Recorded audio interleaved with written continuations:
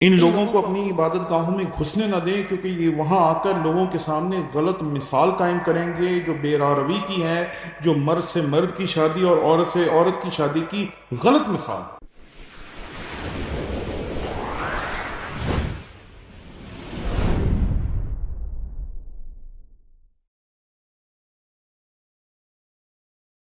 مسیح یسوع کے عظیم اور جلیل نام میں آپ کی سلامتی ہو۔ میرا نام پادری پروفیسر ٹونی ولیم ہے۔ یہ دنیا جو ہے بے روی میں روز بروز بڑھتی جا رہی ہے۔ اس میں گناہ، اس میں بدیاں، اس میں اس طرح کی چیزیں جنہیں پہلے چھپ کے، ڈر کے، کسی کونے میں دبک کے کیا جاتا تھا، آج انہیں کھلے عام سب کے سامنے کرنے کو گناہ تصور نہیں کیا جاتا۔ عجیب بات ہے کہ یہ لوگ جو پہلے بدیوں کو بدی سمجھتے تھے، آج یہ بدی کرنے والوں کو درست سمجھتے ہیں، اور بدیوں کے خلاف کھڑے ہونے والوں، گناہوں کے خلاف کھڑے ہونے والوں، لوگوں کو گناہ کرنے سے روکنے والوں اور بدی اور بدکاری کی مخالفت کرنے والوں کو مجرم ٹھہرانے پہ لگے ہوئے۔ آج جب ہم دنیا کو دیکھتے ہیں تو دنیا میں بے روی اتنی عام ہو گئی ہے کہ یہاں پر ہم جنس پرستی کو بڑھاوا دیا جا رہا ہے، یہاں پر عورتوں کی عورتوں کے ساتھ شادی، مردوں کے ساتھ مردوں کے ساتھ شادی، اور LGBTQ قسم کے قوانین کو پاس کروانے کی کوشش کی جا رہی ہے تاکہ لوگ جو ہیں وہ اس طرح کے تمام تعلقات کو کھل کے لوگوں کے سامنے رکھیں، کھل کے اس بات کا اظہار کریں، اقرار کریں اور لوگوں کو بتائیں کہ ہمارے تعلقات ایسے ہیں۔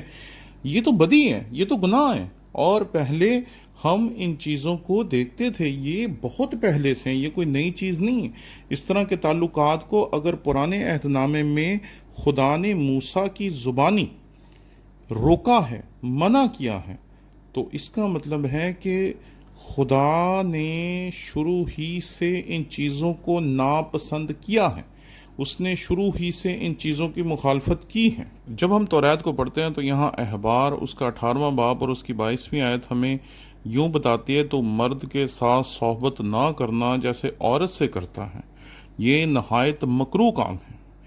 اگر آپ تفصیل کے ساتھ پڑھنا چاہتے ہیں تو آپ احبار اس کے 18ویں باب کو پورے طور پر پڑھیں۔ اس میں آپ کو تمام رشتوں کے بارے میں تفصیل کے ساتھ بتا دیا گیا ہے کہ کون کون سے رشتے ایسے ہیں جن کے ساتھ تعلقات قائم ہو سکتے ہیں، اور کون کون سے ایسے رشتے ہیں جن کے ساتھ تعلقات قائم نہیں ہو سکتے۔ آپ نے زندگی میں دیکھا ہوگا کہ جب بھی کوئی کتا روٹی کھا رہا ہوتا ہے تو عام طور پہ بچوں کو روکا جاتا ہے کہ بھئی اس کے پاس نہ جانا، کیونکہ کتا جب روٹی کھا رہا ہوتا ہے تو وہ اپنے پاس آنے والے کسی بھی شخص کو کاٹ سکتا ہے، پھاڑ سکتا ہے، نقصان پہنچا سکتا ہے اور کچھ بھی کر سکتا ہے۔ لیکن ایسا تب ہوتا ہے جب کتا اپنے مالک کی دی ہوئی روٹی کھا رہا ہو۔ جب وہ اپنے مالک کی دی ہوئی روٹی کھاتا ہے تو اسے پتہ ہوتا ہے کہ یہ دراصل میری ملکیت ہے، یہ کھانا میرا فرض ہے، یہ کھانا میرا حق ہے۔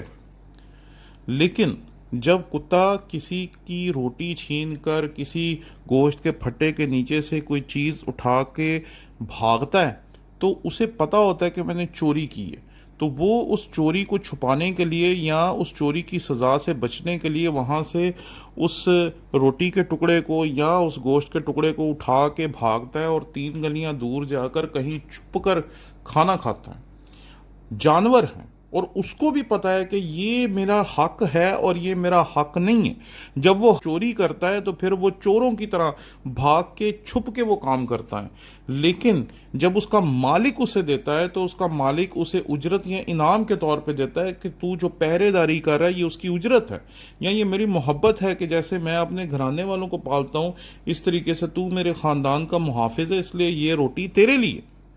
لیکن یہ کیسے لوگ ہیں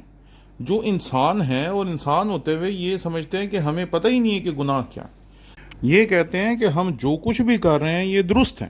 اور ہمیں اس کا پورا حق ملنا چاہیے، ہمیں حقوق ملنے چاہیے۔ یہاں 2 چیزیں ہیں جنہیں واضح طور پر سمجھنا پڑے گا کہ اگر کوئی شخص ہم جنس پرستی سے ہٹ کے، اگر کوئی ایسا ہے جو ٹرانسجینڈر ہے، جسے ہم عام زبان میں ہجڑا کہتے ہیں، یا اس طرح کے دیگر الفاظ سے آپ سمجھ سکتے ہیں کہ ہم انہیں کیا سمجھتے ہیں، کیا کہتے ہیں، ہمیں انہیں انسان ہونے کے پورے حقوق دینے چاہیے۔ بس ہمیں انہیں انسان سمجھنا چاہیے، ان کو نوکریاں ملنی چاہیے، ان کا دنیا میں حصہ ہونا چاہیے، اور جس طرح کے بھی یہ کام کرنا چاہتے ہیں انہیں کرنے چاہیے۔ میں نے اپنی زندگی میں بہت سارے لوگوں کو دیکھا ہے جنہوں نے اس طرح کی جسمانی حالت کے ہونے کی وجہ سے اپنی پوری زندگی کسی اور کے نام کر دی، کسی کے خاندان کو پالا، کسی رشتہ دار کے بچوں کو پالا، اور ایک چھوٹی سی نوکری کر کے یا کوئی چھوٹا سا کام کر کے اور خاموشی کے ساتھ ہی اپنی ساری زندگی گزار دی، اور بعد میں جب پتہ چلتا ہے کہ یہ شخص دراصل اس طرح کی جسمانی حالت کا مالک ہے، تو آپ یقین مانیں کہ اس شخص کی قربانی کو دیکھ کر انسان حیران ہو جاتا ہے کہ اس نے جا کر علل اعلان اپنے گناہ کو دوسروں کے سامنے رکھنے کی بجائے، یا اس نے جا کر دوسروں کو بتانے کی بجائے کہ میری یہ حالت ہے اس لیے میں یہ بدکاری کروں گا، میں یہ بدی کروں گا، میں ایسا کروں گا، میں ویسا کروں گا، اس نے اپنی زندگی کو بڑے معیاری انداز میں گزارا ہے۔ اور میں ایسی بہت ساری مثالیں اپنی زندگی میں دیکھ چکا ہوں جہاں لوگوں نے پوری زندگی اپنے رشتہ داروں کو دے دی، اپنے بہنوں کو، اپنے بھائیوں کو، اپنے بھتیجوں کو، اپنے بھانجوں کو،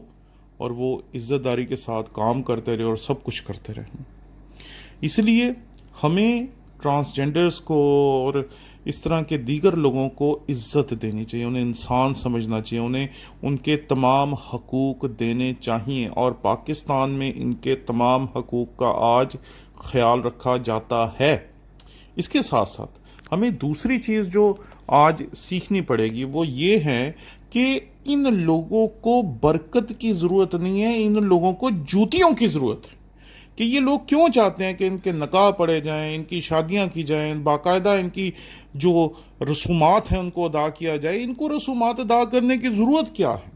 ان کو اگر رسومات ادا کرنے کی ضرورت ہے تو ان کو اس دھارے کو اپنانا چاہیے جو دنیا کا دھارا ہے،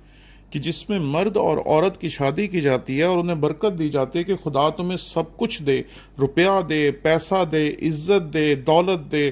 اور اولاد بھی دے۔ جب کوئی مرد کے ساتھ شادی کرتا ہے تو اسے ہم کیسی دعا دے سکتے ہیں؟ جب کوئی عورت کے ساتھ شادی کرتی ہے تو وہ کیسے اس طرح کی کسی برکت یا دعا کی متحمل ہو سکتی؟ یا وہ کیسے کہہ سکتے ہیں کہ میرے لیے بھی دعا کریں، خدا مجھے عزت دے، دولت دے، اولاد دے؟ تو ان کے نکاح پڑھانے کی کوئی ضرورت نہیں ہے، ان کو نکاح کی نہیں، ان کو جوتیوں کی ضرورت ہے۔ مغربی معاشروں نے ان لوگوں کے ان تمام مطالبات کو کہیں نہ کہیں مان لیا، کسی نہ کسی صورت میں تھوڑا بہت قبول کر لیا، اور آج یہ ڈومینیٹ کر رہے ہیں ان کی سوسائٹی پہ۔ آج وہ کھل کے سامنے آ گئے ہیں۔ پہلے ان چیزوں کو وہ گناہ سمجھ کے چھپاتے تھے، آج وہ سر عام کہتے ہیں کہ ہم ایسے ہیں، اور اب یہ چیز ہمارے معاشرے میں بھی ایک طرح سے کھل کے سامنے آنے والی ہے۔ ماضی میں ایسے واقعات ہوئے جب LGBTQ کے قوانین کو پاس کروانے کی کوشش کی گئی، لیکن بعد میں ان تمام باتوں کو دبا دیا گیا اور ختم کر دیا گیا۔ یہ بات میں اپنے سے نہیں کہہ رہا، میں نے اپنے وکیل صاحب سے جو ہمارے قانونی معاملات کو دیکھتے ہیں ان سے جب میں نے بات کی تو انہوں نے مجھے بتایا کہ یہ قانون کسی دور میں پاس ہوا تھا، لیکن چونکہ یہ اسلامی شریعت کے خلاف ہے، اسلامی شریعت کے مطابق نہیں ہے، اس لیے اب ہم اس قانون کو نہیں مانتے۔ انہوں نے کہا کوئی مذہبی رہنما کیسے اس طرح کا غلط نکاح پڑھا سکتا ہے، اس لیے اس بات کو ختم کر دی گئی۔ اس لیے جو لوگ کہتے ہیں کہ پاکستان میں بھی ہمیں اجازت ہے، انہیں سمجھنا پڑے گا کہ انہیں دعاؤں کی ضرورت نہیں ہے، بلکہ انہیں اپنے آپ میں سے، اپنے اندر سے بے راہ روی کو دور کرنے کی ضرورت ہے۔ انہیں اپنے آپ کو اس بدی سے، اس گناہ کی حالت سے خود کو نکالنے کی ضرورت ہے، بجائے اس کے کہ وہ لوگوں کو بھی گمراہ کریں، لوگوں کو بھی بتائیں کہ انہیں اس طریقے سے اپنی زندگی گزارنی ہے۔ اس لیے آئیں ہم سب ان لوگوں کے لیے دعا کریں جو نت نئی چیزیں پھیلا رہے ہیں، جو نت نئی چیزیں پیش کر رہے ہیں۔ کسی نے مجھے ایک تصویر بھیجی جس کے بیچ میں کہا گیا ہے کہ